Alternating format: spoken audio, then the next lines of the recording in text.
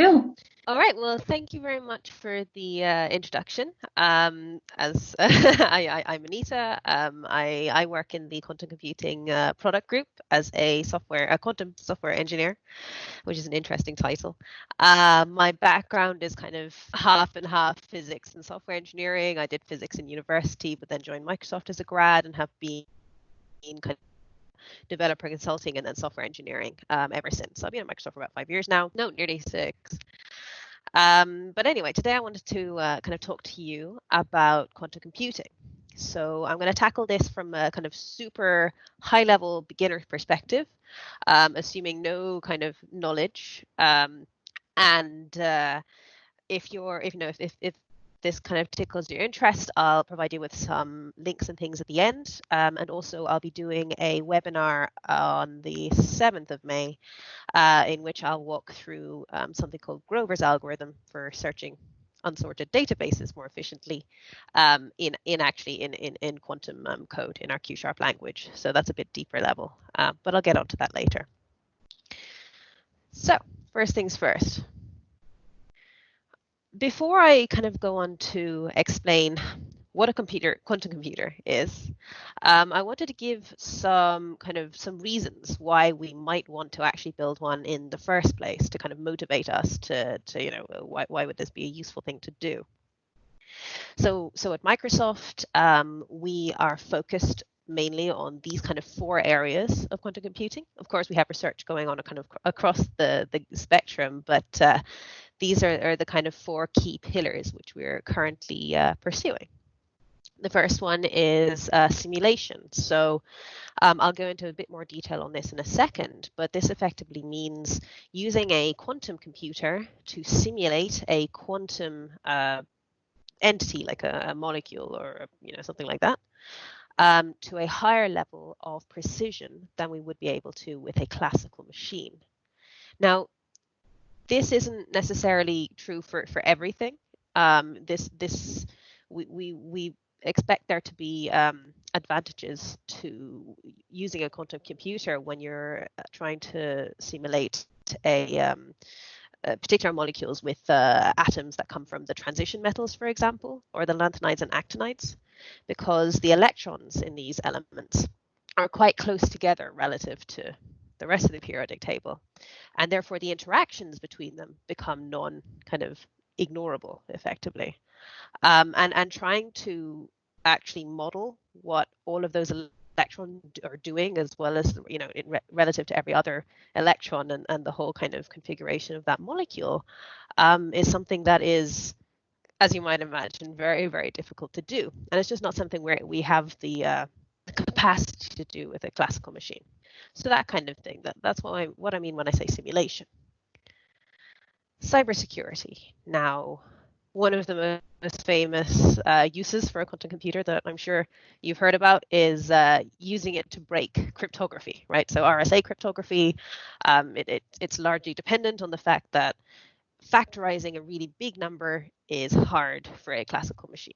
And the idea is that it's theoretically it'll take your hacker longer to break that to factorize that long number and get the and thus decrypt your data, then your secret would actually be valuable for, because it would take billions of years for an RSA like 2048 key or whatever to be kind of cracked by this kind of brute force attack. Problem is that quantum computers are exponentially more efficient at finding these kinds of prime factors, for example. And a key that might take 100 billion years, or sorry, 1 billion years on a classical machine would actually take something in the region of 100 seconds on a quantum machine, which is a little bit scary. Fortunately for us, there are both classical ways in which we can protect our data more effectively and make this resilient to quantum attack. So these are called post-quantum cryptography solutions.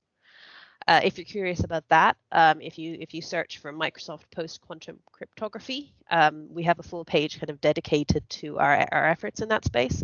But the National Institute for Standards and Technology has put out a call for papers for new classical ways of encrypting data that aren't reliable on things that a quantum machine would be able to more easily crack. So that's one way. The other way is, of course, using a quantum computer to help us encrypt our data. So, for example, by exchanging cryptographic keys using a quantum protocol like quantum key distribution, we ensure that if someone actually intercepts that message and tries to read our key due to something called quantum no cloning theorem, which means that you cannot copy a stream of quantum information, or you cannot copy any quantum information. We will always know someone has intercepted that key. And that means that, if we notice these errors appearing in our key, we can discard it and use a different channel for communication. So that's a different way in which we can kind of tackle the cybersecurity problem. Optimization. So this is actually what I do mostly for my job. So I kind of focus on something called quantum-inspired optimization methods, which take quantum optimization methods and dequantize them, by which I mean, so at the core of a quantum optimization method, there's usually some form of random walk. I'll go into this in more detail later. But what we do is we take that quantum random walk and we replace it with a classical random walk, and we can then run that on a classical machine. So we're actually seeing quite a lot of success using these optimization methods to tackle, highly complex, high-dimensional problems where machine learning, for example, can get easily stuck in a local optimum. For example, we're looking for these kind of really rugged optimization surfaces. Machine learning. When anyone jams three words like quantum machine learning together, there's going to be investment and interest. It's actually a relatively new area of research in terms of kind of quantum computing, as maybe 5-10 years old at max. But there's some interesting kind of areas that are, kind of showing some promise. Now, the main problem with something like quantum machine learning is that quantum computers do not work well with big data. The reason for that is that in order to transform our classically stored big data into some format that the quantum computer can actually read is really, really inefficient. So even if you had an exponentially more efficient way to solve a machine learning problem using a quantum machine, the time it would take to actually transform the classical information to quantum and then back out again at the end would usually negate that speed up. There are, however, problems where we can, for example, do smaller parts of that machine learning algorithm on a quantum machine to speed it up. So, for example, using this Grover's search algorithm, which I was talking about earlier, this allows us to take an unsorted database and find an element within it with root n complexity versus order of n complexity, which is classical, so you get a quadratic speed up.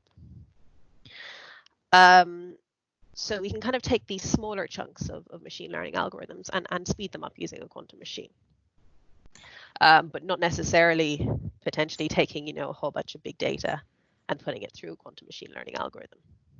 I'm not an expert in this field though, so but it's definitely an interesting one to look into if you're curious.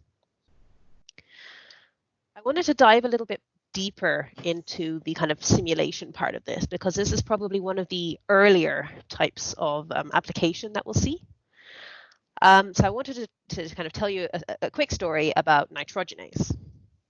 So farming. So our population, back in the day, let me start this story again, sorry. In order to feed ourselves, we need to grow plants. Plants either feed livestock or feed ourselves directly, but the point being that we need to eat. Back in the day, it was relatively kind of straightforward to feed the world's population because there just weren't that many humans. Fields needed to get to be enriched with nitrogen so that the plants can build amino acids and proteins and then we take those in. And that nitrogen usually came from decomposing organic matter, dead leaves, dead plants, cow manure, all this kind of a thing. Now, as the population of the world kind of started increasing, we ran out of the capability to actually fertilize enough fields to produce food to feed that kind of level of population. Fortunately for us, back in the 1900s, a couple of scientists called Haber and Bosch came up with a way of taking atmospheric nitrogen. This is kind of a triple bonded 2 nitrogen atoms glued together. And they invented a way called the Haber-Bosch process, which runs that over a hot catalyst at high pressure. So we're talking about 400 degrees Celsius and 200 atmospheres of pressure. And you combine these nitrogen molecules with hydrogen, and you produce ammonia. And using that ammonia, we can produce fertilizer, which is great. And thus was enabled the expansion of the human population as we know it today. Now, as you might imagine, that is not a particularly energy efficient process. Actually, the process just of producing ammonia to fertilize our fields, our food supply, actually takes up something between, I think it's 1 or 2% of the global energy produced every single year, which is a little bit alarming when you think about it. I mean, if there was a more efficient way in which we could do this, we could save an awful lot of carbon emissions. We could start tackling things like climate change, hopefully, and it could have a pretty significant impact. So is there a more efficient way of doing this? As it turns out, yes. So back in the day, again, before this kind of Haber-Bosch process came along, farmers used to rotate beans into a field because, and beans would re-enrich the soil with nitrogen. And the reason for that is that in the roots of these beans, there are these nodules, and in these nodules live bacteria.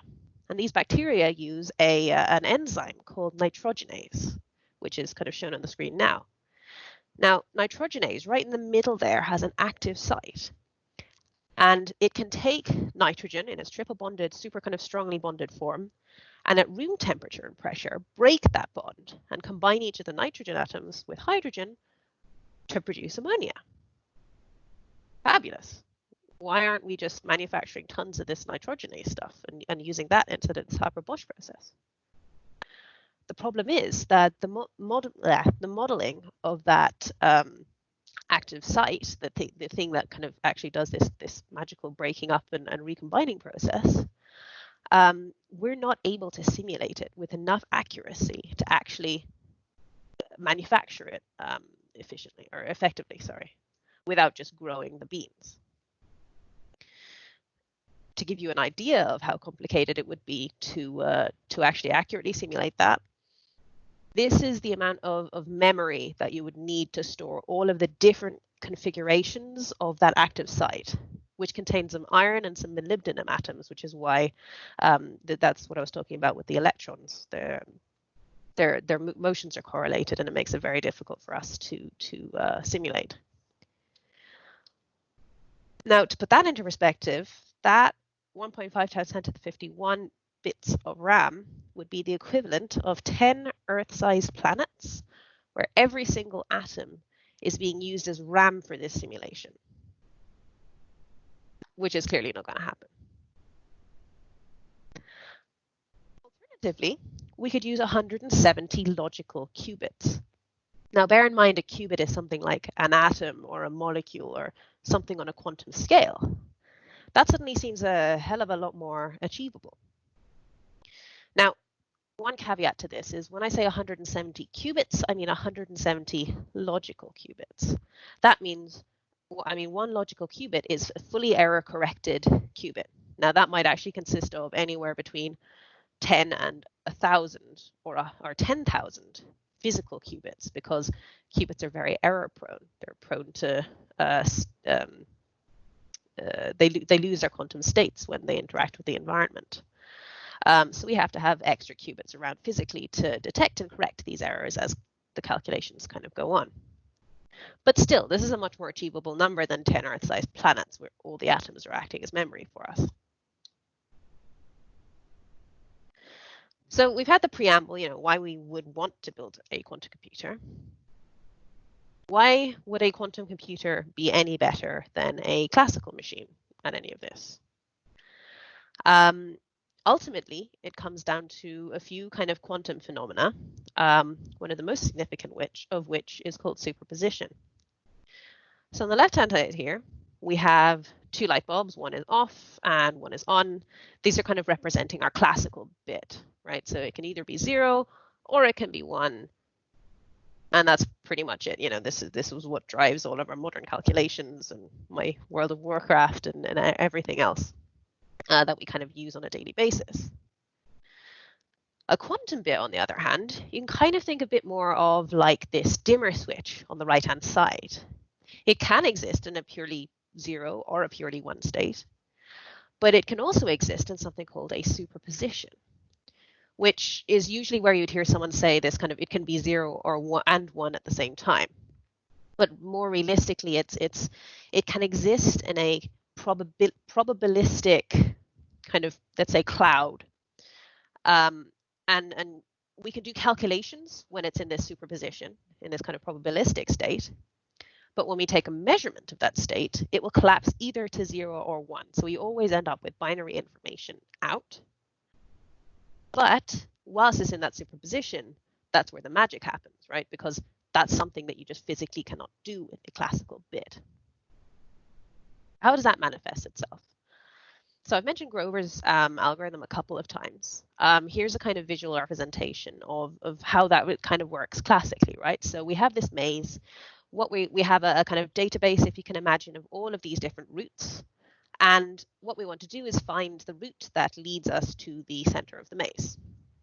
Now, classically, because it's unsorted database, there's no order to it, we're just doomed to try and keep trying different routes up until we find the answer, which is not particularly efficient and scales as the size of the database scales linearly. In a quantum scenario, so let's imagine now this is a quantum database. We're ignoring the problem of translating the data into the quantum format for now. What we do is we put all of the elements in this database into this superposition state. So now we can see all of these routes. So each route representing an item in the database of solutions. And then what we can do is we can interfere these states with one another. We can set the problem up in such a way that the route that we're looking for constructively interferes with itself, and every single other route destructively interferes. We do this a few times. As you can see, I mean, the kind of thickness of these lines is representing the probability amplitude. This is, when we take a measurement, we're now very likely to see the thickest line come out, the one with the highest probability amplitude. And we're very unlikely to see any of these ones with the thin lines. Of course, it's still a probabilistic science. You'll still have to redo this experiment a few times in order to kind of confirm that this is the answer that you're looking for. But that very quickly converges. And as I say, this is a quadratic speedup over the best classical case.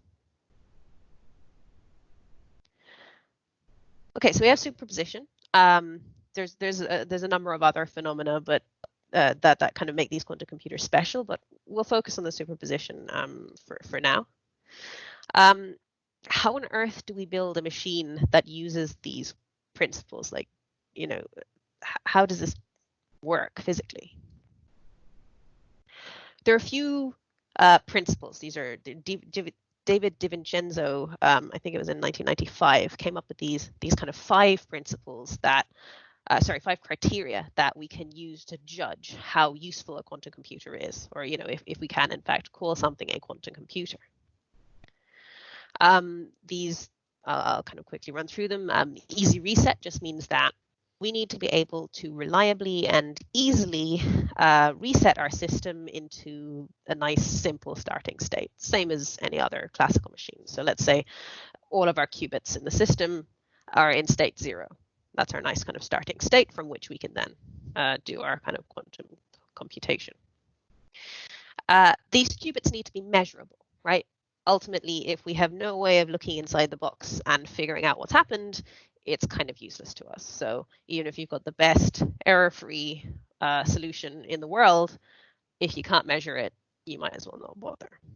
So that's a fairly straightforward one. It must be universal.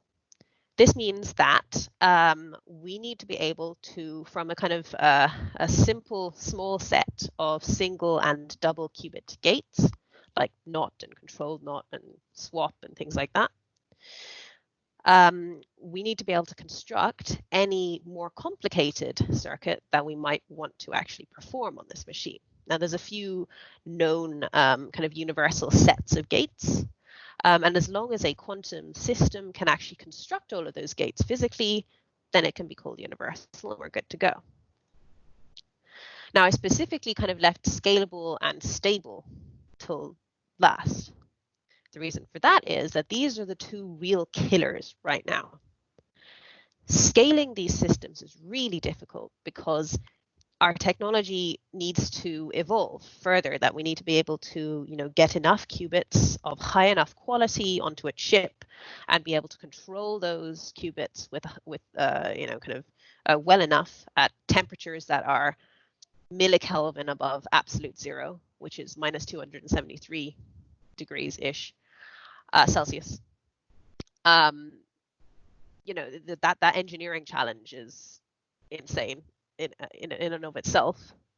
And the other problem is we need to be able to keep these qubits in their nice known quantum states, these superpositions, for long enough to actually do our calculations, do our computation, right? So, I mean, if your operation takes 10 seconds, but the lifetime of your qubit before it decays into just a kind of random bit, it's only 5 seconds, then you're kind of screwed.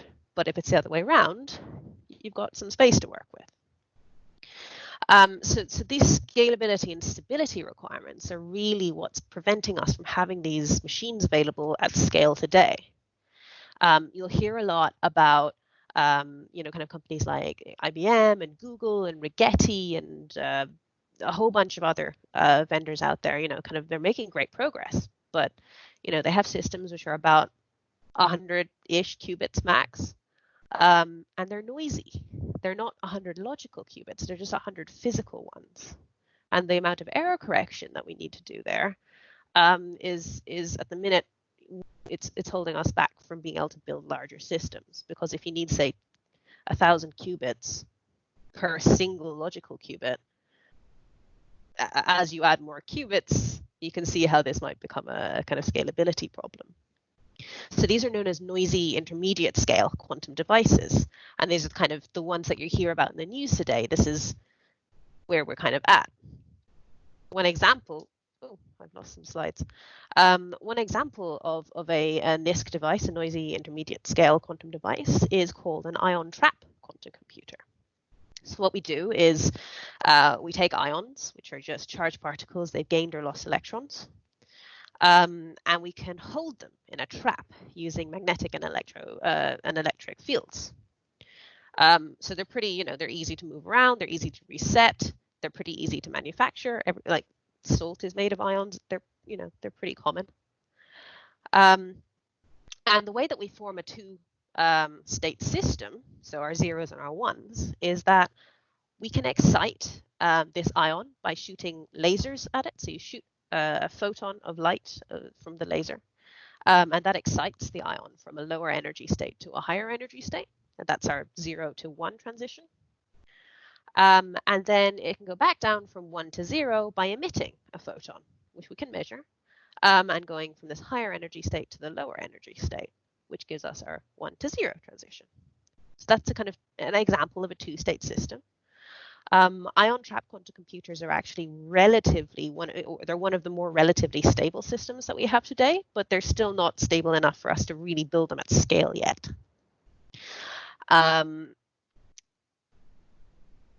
So ion trap is one example of a NISQ device. You also have superconducting qubits, molecular kind of qubits, photonic qubits using light particles, There's a kind of a wide variety of them available out there. In fact, I think if you're curious about the hardware side of things, I'd recommend there's a Wikipedia page on quantum hardware, quantum computing hardware, and it gives a good kind of list of the various different types of devices, which is a good kind of starting point if you're curious to learn more. At Microsoft, we decided that instead of, we're also manufacturing quantum computing hardware. But instead of trying to manufacture these NISQ devices, we decided to take a slightly different tack. So we're trying to build a quantum computer using something called a Majorana fermion. Now, a Majorana fermion is a two-dimensional anion. It's a kind of quasi-particle. It's really weird, but you can kind of think of it. So we get these nanowires they're superconducting nanowires. And you might have seen these pictures of these giant kind of brass chandelier things hanging from the ceiling. So that's called a dilution refrigerator. So that's what kind of takes us from room temperature at the top through liquid nitrogen at 77 Kelvin, through liquid helium at 4 Kelvin, and then it cycles 2 phases of liquid helium at the very bottom of this kind of tower to bring us all the way down to 15 millikelvin, which is pretty much the coldest place in the universe, which is pretty cool. But at the very bottom of these sits our quantum chip. And the one that we're trying to build, it consists of these nanowires. And when you cool them down to these super, super low temperatures, the electrons start to behave weirdly. So they start to form these chains. And there's a kind of half electron cap at each end of the chain. Now, if we brought the two ends of the chain together, the half electrons will either annihilate to form no electron, that's our 0 state, or they'll combine to form an electron, which is our 1 state. But the idea is that because they're separated by the electrons in the middle of that chain, they're topologically protected. And that means that they're much less susceptible to noise, to interference, to cosmic rays that you just can't shield from, or fluctuations in temperature because you can't ever get anything to actually absolute 0. It means they're much more susceptible to these kinds of changes. So we do quantum operations on them by braiding them, by actually kind of tying these knots. So that's what this picture is trying to show you. So if you imagine time being along the vertical axis, and we've got like these 6 qubits in our wire, and we braid them. And as time goes on, they interact with the environment a little bit, and they kind of, the strings are less neatly aligned on the right hand side. But the braid pattern, the actual quantum information, is maintained. So this is the kind of, this should be an inherently less error prone, like orders of magnitude less error prone quantum computer than a lot of the NISQ devices that are out there today. It is unfortunately new science. We need to invent new physics. We need to invent new engineering.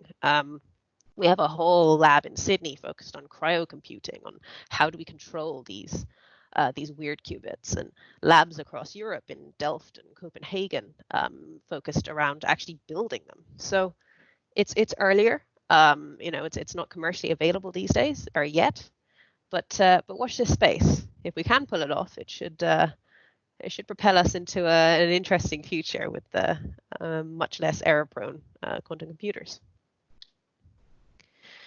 Now, I've spoken kind of about hardware. We also have a quantum development kit software.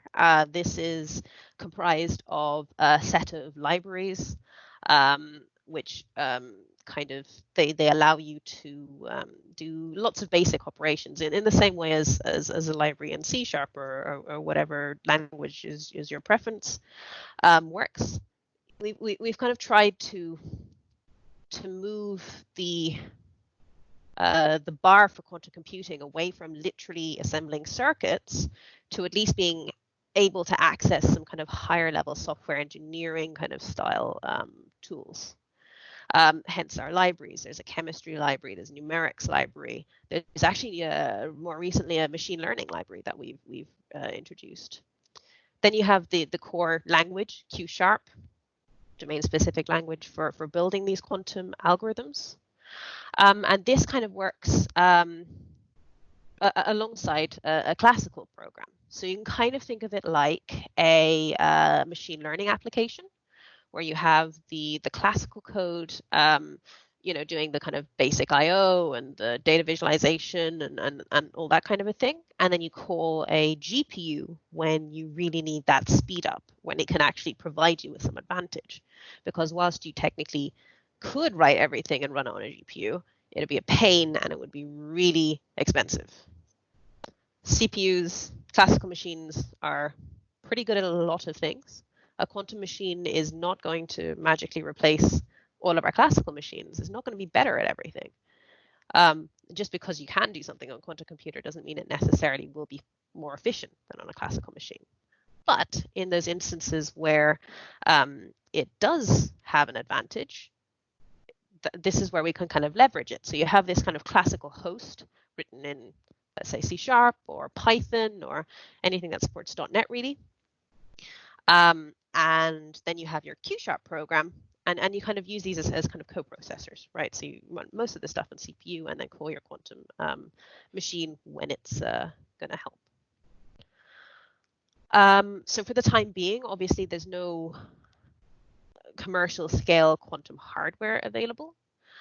But what we do have is a kind of variety of different types of simulators. So we have a quantum simulator that simulates the full state of a quantum system.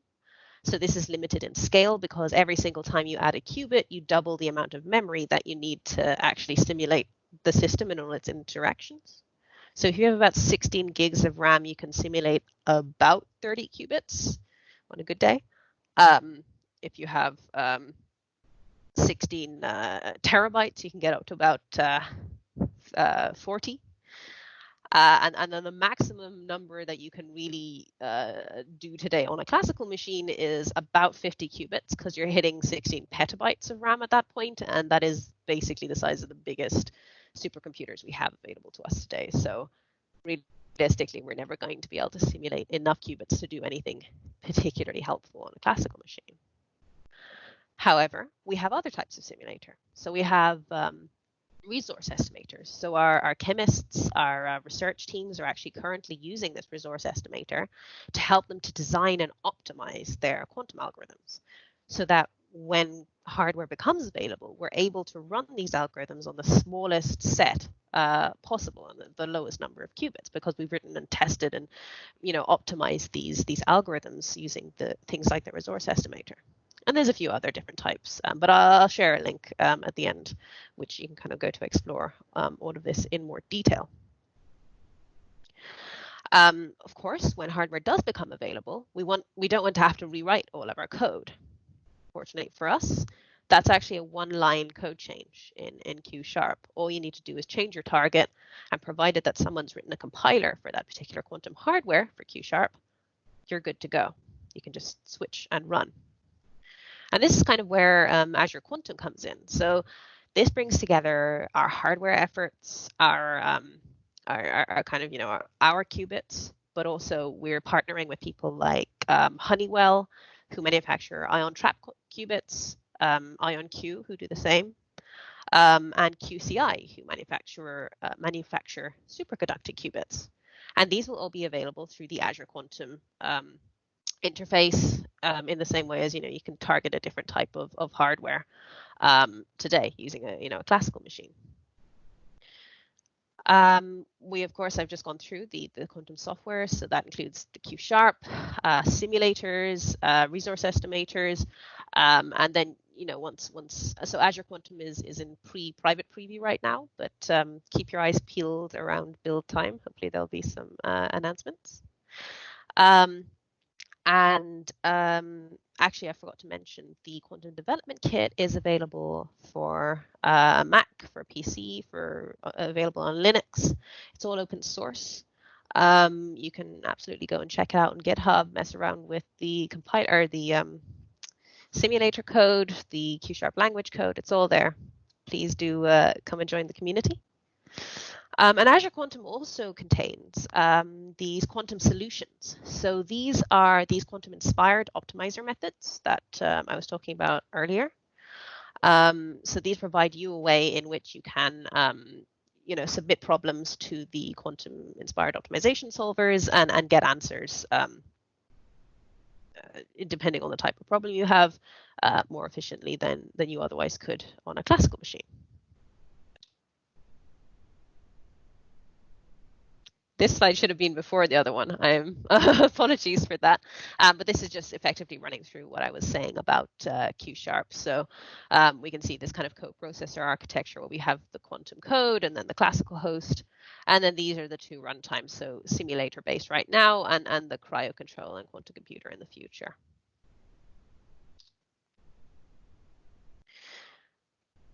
So with that, I'd like to change tack a little bit. I've kind of covered off, the basics of what a quantum computer is, why we might want to build one, and how we would go about building one. And now I'd like to cover off something that is more applicable today. So firstly, a little disambiguation. So when I say quantum-inspired algorithms, these are purely classical. They're running on classical hardware. They're written using classical code, C++, C, that kind of a thing, Python to prototype. But we can run these today. We prototype on CPU, and then we accelerate using GPU or FPGA in Azure. And we surface these either through a custom work stream, a custom project with a customer, or through the Azure Quantum Solvers, which will be available once it hits private preview, and then obviously as the system kind of becomes more widely available.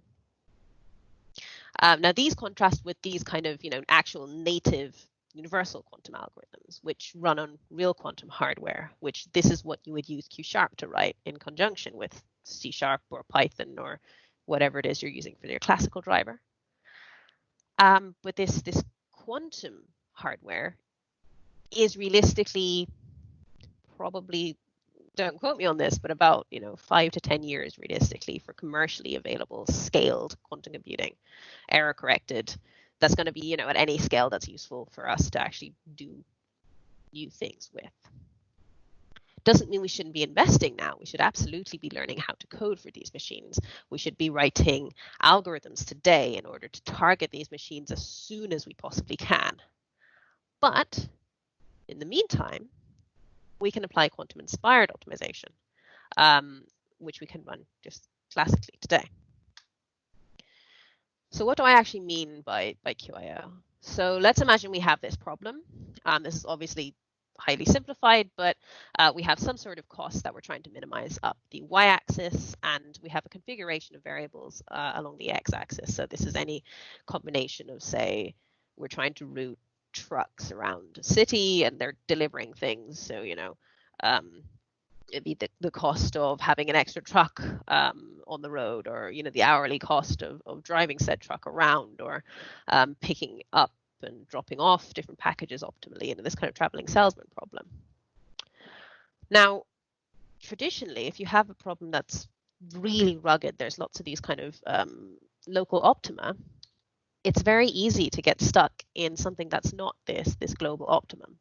And this is something that machine learning struggles with sometimes, depending on the kind of particular optimization landscape. The reason for that is that this jump, what a physicist would call a thermal jump, if you're kind of assuming this is an energy landscape, it's hard to overcome. I mean, you can use something like momentum, but if that's the very, very tall barrier, it's going to be very unlikely that your system is going to be able to cross it.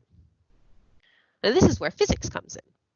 So in physics, there's a phenomenon called quantum tunneling that basically gives us an exponentially decaying probability that if you have a tall but thin barrier, it can be infinitely tall, or it can be very, very tall. I'm not sure it can be infinitely tall, can't remember. There's a finite probability that the quantum particle can cease to exist on this side of the wall and spontaneously exist on the other side.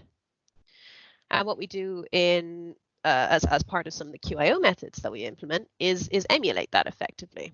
We say, well, quantum tunneling is an efficient direct hop, but the QIO method emulates that to, a level that's efficient enough to give us speed up in certain types, with certain types of problems, in comparison to a purely classical method. Obviously, this is an oversimplification, and there's lots of different types of quantum-inspired optimization algorithms which leverage different types of quantum principles. But one of the key ideas here is tunneling. So what we're looking for a problem that is to be tackled with QAO is something that kind of we see on the right. This really rugged. There's loads of different local optima that we can easily get stuck in. Something that with a very large search space, lots of variables to combine, parameters to optimize. Something that a machine learning algorithm would take a very long time to solve well. On the left-hand side, of course, we could write a QAO algorithm to tackle that problem, but it's super convex, and you'd be better off just using a gradient descent. It would be cheaper and easier, and you'd get there faster. So to give you a flavor of the types of problems that we're actually applying these methods to today, the first case study that I wanted to talk about was Case Western Reserve University. So this is a university that's tied to the Cleveland Clinic in Ohio, and they've invented this method of doing MRI scans called magnetic resonance fingerprinting that massively speeds up taking an MRI. So basically, a traditional MRI, you can only really scan for one tissue type at a time using a specific magnetic set of magnetic pulses. Whereas these fingerprinting methods use a kind of continuously varying sequence of pulses and notes the response and matches the response against a big library of different tissue types, the fingerprints. And this enables them to cut down the amount of time it takes to do an MRI quite significantly, and actually to get more kind of robust and quantitative results. Now, unfortunately, designing these pulse sequences and getting them so that they're really optimal and they take as little time as possible is a really complex problem, and it's something that they were unable to solve using their classical solvers. So we got involved. We said, okay, so can we apply QAO here to help you optimize these pulse sequences? So this is what the pipeline for that looks like. So we have a QAO method. This is all sitting in Azure. It generates a proposed pulse sequence. That's run against an MRI simulator in Azure, which runs the MRI using that particular pulse against a simulated human head, in this case, and then measures those results against a couple of different quality metrics. And if the pulse sequence doesn't pass, then it gets fed back into the QAO method, and you get this kind of feedback loop. Now, at the point that those quality metrics are passed, those optimized pulse sequences are then applied on a real machine to real people. So largely med students at the university, but also volunteer who had a brain tumor, for example, has been tested. And that's kind of the stage that we're at now. We're currently kind of in the process of getting these pulse sequences FDA approved, and the idea is that eventually these pulse sequences will be shipped out. It's just a software update to the existing scanners. They don't need any specialist hardware. So we applied these QAO methods, and these are scans. So on the left-hand side, this is the current state of the art. So these are the best pulse sequences that the team at Case Western could come up with using their vast knowledge of radiology and of MRI technology and all of that. And on the right-hand side is the ones are the images produced from a QAO generated pulse sequence. Now, to a radiologist, those are basically indistinguishable. And actually, it turns out that quantitatively, the QAO generated ones actually have a lower error rate, a higher precision. Most importantly, though, the QAO generated pulse sequence, that scan, takes a third of the time than the current state-of-the-art scan takes. Now, bear in mind this 35 seconds and 11 seconds that are quoted at the bottom of the screen are actually the time taken to do a single slice. This, an MRI for your head can take, anything up to say 90 minutes or so. If we can chop that time to 30 minutes, it opens up, you can get suddenly 3 times more patients through. You can reduce waiting times massively. You don't necessarily have to sedate children to keep them still for long enough, or, people who are highly claustrophobic. And these are kind of early results, actually. I think there's some slightly better numbers that we've kind of done since that. More interestingly as well, so at the bottom we see the QIO generated pulse sequences, and at the top we see the ones generated by the human experts. And as you can see, these are vastly different, particularly the ones on the right-hand side. And this has actually triggered a kind of another feedback loop to the researchers or the research team at the university, say, well, why should it be that these particular pulse sequences that look so far removed from, everything our human intuition should give us, or it says, should produce a good scan, why are these producing better results in less time? And this is actually then now prompting new research into it. So we've kind of got this interesting feedback loop from, between the QIO generation of the pulse sequences and the actual research team at the university. Starting to run out of time, so really quickly I'll go through one last example. So the pulse sequences were an example of continuous variable optimization. This is a traffic optimization case study. So this is the one I worked on. What we did was we took 5,000 cars, all traveling around Seattle and Redmond at rush hour, and they were trying to get to the airport, which is kind of south of Seattle city itself. So we took these 5,000 cars. It's Friday, it's rush hour. We give them 10 options each for the route. And we say minimize the congestion across the whole system, but also don't increase the amount of time it takes for people to actually get to the destination, because ultimately, yes, you could increase congestion by sending someone on a 3-hour detour, but no one's going to want to do that. So it's going to be kind of a pointless solution. So this is what it looks like. On the right-hand side, we see the simulation running. So it took us on I think it was a Surface Book, kind of standard laptop machine running. It took it 26 seconds to do this optimization. And we saw a reduction in the congestion level of 73% and a reduction in the average commute time for each kind of car in that simulation of 8%. Now, this is obviously a balancing act. We could focus more on the minimization of the commute time versus the congestion level. But the idea is that, even using very kind of basic hardware, we can see some significant results, which could potentially be used to, reduce, improve air quality, for example, or used for designing of city centers to minimize congestion kind of more intelligently. These, of course, aren't the only scenarios that we're looking to kind of tackle. The routing and logistics that I just showed you, that example was work we did with Ford. There's lots of different kind of logistics problems, traveling salesman problems, capacitated vehicle routing that we're looking at. Power grid management, so we're working with the Dubai Electricity and Water Authority to help them optimize the way they generate electricity. So they co-generate electricity and water, which is a really interesting problem. So you have to make sure that you have the minimum set of equipment turned on at any one time to generate the enough to satisfy demand plus a margin in case there's a massive surge. So that's kind of quite complicated optimization problem. Then there's, of course, things like material discovery, process optimization, this traffic routing thing, kind of in an emergency scenario, how do you route ambulances most effectively around, or, emergency vehicles? And then finance.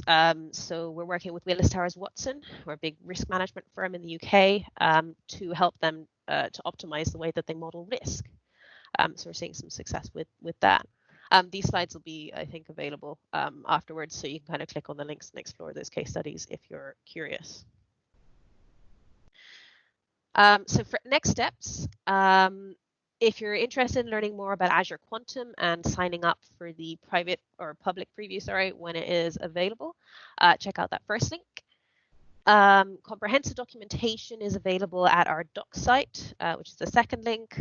We've just gone through a lot of effort to revamp everything. It's got a lot of kind of 101 information on what quantum computing is, how you code for a quantum computer, all of this kind of information, including some kind of basic maths and complex maths tutorials and things. So definitely check that one out. The Quantum Development Kit is available at microsoft.com/quantum. So you can go there, you can download the QDK, which includes all the simulators and Q# and the libraries and everything you need to actually write a quantum application. And then the last two, so the first one is just a link to the main quantum GitHub page that contains all of the libraries, all the simulator, everything's open source, as I say. The last link is actually probably it's my favorite. It's the most useful one if you're trying to learn this. So particularly if you're coming from a software engineering background. The quantum katas are kind of a challenge-based way to learn everything, starting from the kind of maths behind quantum computing. It takes you through, kind of complex maths. It's all in a Jupyter notebook. So you write a little bit of code, run it. It runs a test, gives you a hint if you got it wrong. This kind of thing. It's really, really good way to get started with both Q# and quantum computing more generally. So I definitely recommend that one. And if this has got you interested in quantum computing and you're curious about learning more about Grover's algorithm specifically, as I said at the beginning, on the 7th of May, I'll be running a webinar where the first half is kind of what I presented in the first half of this today, but the second half goes into a deep dive implementing Grover's algorithm in Q#, and kind of doing it step by step and explaining kind of quantum tricks. So some of that constructive and destructive interference I was talking about. And with that's all the content I have. I'd love to take your questions. I know we've only got 8 minutes, my bad. Yeah, thank you very much for joining. And feel free to reach out on Twitter. My Twitter tag is there. So. Thank you, Anita. So I invite everyone in the meanwhile to drop any questions on the chat in case you have any questions. I have actually one question here for you. So, do you see a future where everyone would develop on a quantum computer? No, so I don't think that classical computers are going away. As I say, they're very good at doing a lot of things. We've optimized them pretty well to do the majority of things we're really going to need. It's the same kind of question as do you see a future in which we'd run everything on a GPU? Probably not. I mean, we could. A quantum computer is a kind of superset of a classical computer. You can do everything a classical computer could on a quantum machine. But just because you can doesn't mean you should, I guess. So no, classical machines aren't going away anytime soon. And you shared some links there where people could go to get started, but would you say that having a quantum physics background is essential for someone who doesn't have that background? How would you recommend that they get started? So no, I mean, I would absolutely not. So for example, our team is pretty much 50-50 people, from quantum research backgrounds. I mean, I don't have a quantum research. I just did my kind of master's and then started doing software stuff at Microsoft. But the other half of the team are all software engineers, computer science backgrounds. And we're actively looking to hire more of these kind of people, from different diverse backgrounds, because if you have a team that entirely consists of researchers, you're only going to get one type of solution out, or kind of small subset of solutions out, because they all think in a fairly similar way. And we've actually found that by bringing more software engineers in, and machine learning people as well, we've really enriched the program and kind of driven it to be much more of a software engineering kind of friendly. Q# is really designed to be friendlier to a software engineer, computer scientist, than potentially some of the other frameworks available out there.